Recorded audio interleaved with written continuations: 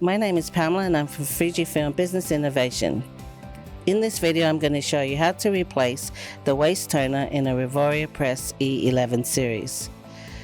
We open the front panel on the side. Then we have a little panel down here. And then you can see down here, this is your waist toner. You put your fingers underneath and you slide it out. The new one, you see the little groove down there, it goes into the groove down here.